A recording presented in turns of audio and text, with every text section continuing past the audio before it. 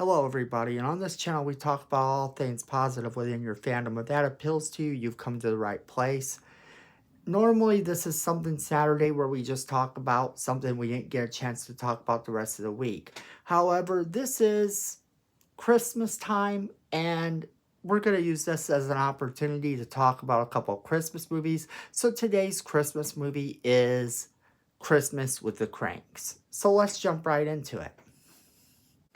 Now, Christmas with the Cranks is a pretty simple premise, and it is based on a book by John Grisham called Skipping Christmas.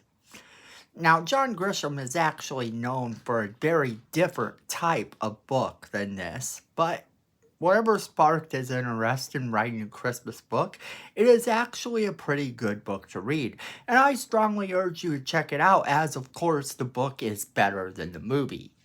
But the movie does good in its own right, and we're going to talk about why. Okay, so the premise of Christmas with the Cranks is as follows. Luther and Nora Crank decide to skip Christmas after taking their daughter to the airport the weekend after Thanksgiving. So they now have empty nest syndrome and all of this. They don't feel that Christmas is as fun to celebrate without Blair, their daughter. And so they opt to skip Christmas instead. After all, skipping Christmas will ultimately save them money, as they are pretty big in the Christmas society of things around them. Giving presents to all their co-workers, giving presents to all their neighbors apparently, doing all of this stuff that really entails them spending a whole lot of money every Christmas. Probably more than most people, and we all know we spend a lot during Christmas.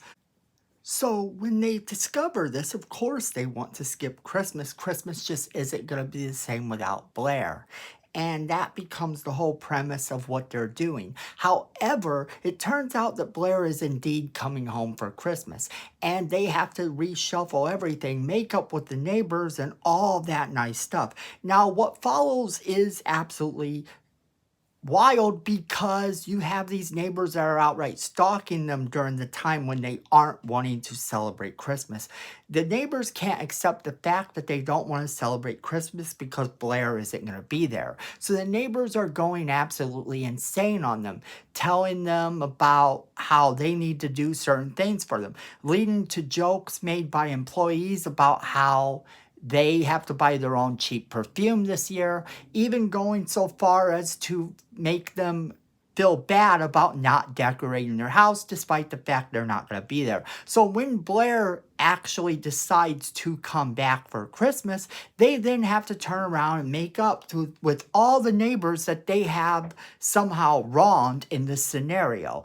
And that becomes what is ultimately the premise of this movie. Now, there's a lot of physical comedy in this movie that really hits well. And it's the physical comedy in this movie that actually makes me like it all the more.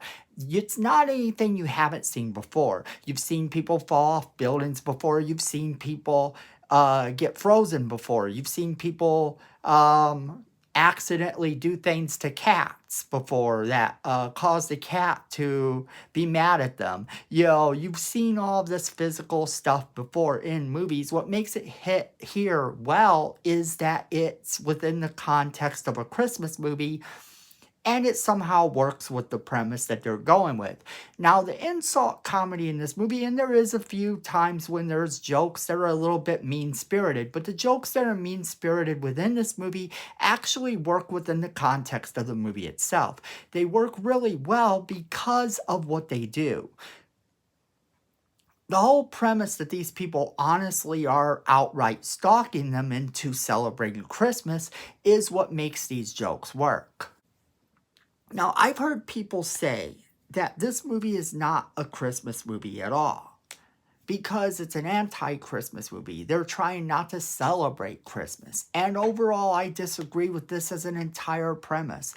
I believe that this is exactly what you need some Christmases. You need to realize that Just like fandom, the people around you also are a family in a sense.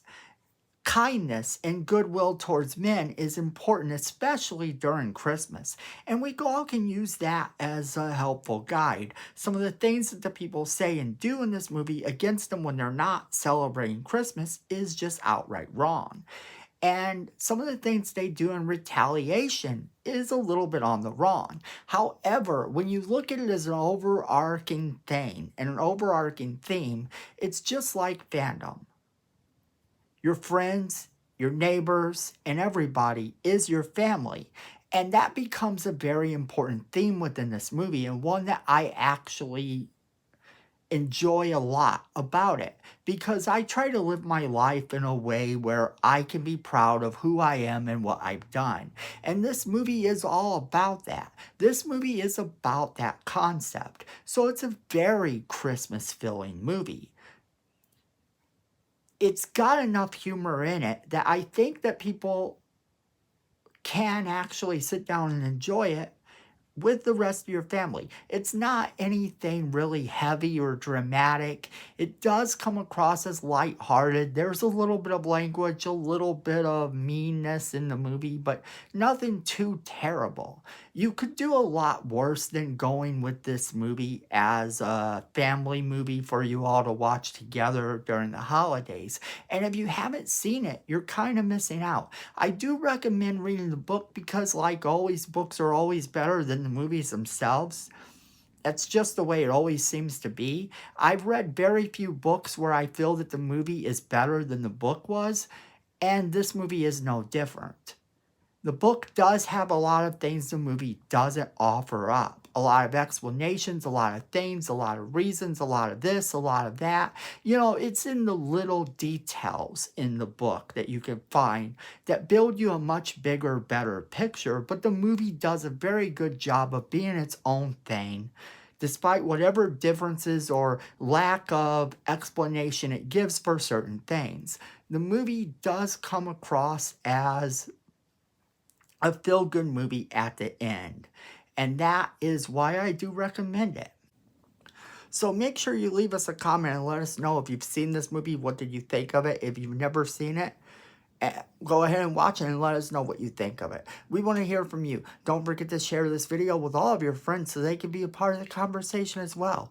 Don't forget to hit that like button. It's free. It helps the channel, and we appreciate it so much. And then Miko says we need more subscribers, and you don't want to disappoint Miko around Christmas time.